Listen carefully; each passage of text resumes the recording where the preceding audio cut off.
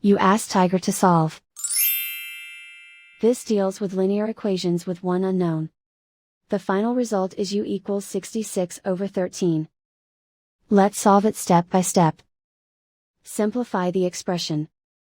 Expand the parentheses.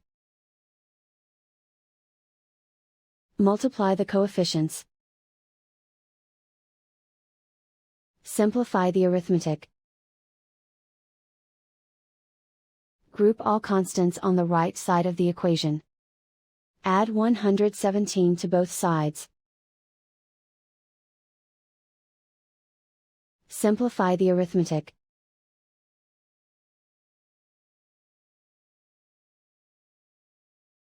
Isolate the u. Divide both sides by 26. Simplify the fraction. Find the greatest common factor of the numerator and denominator. Factor out and cancel the greatest common factor. And so the final result is u equals 66/13.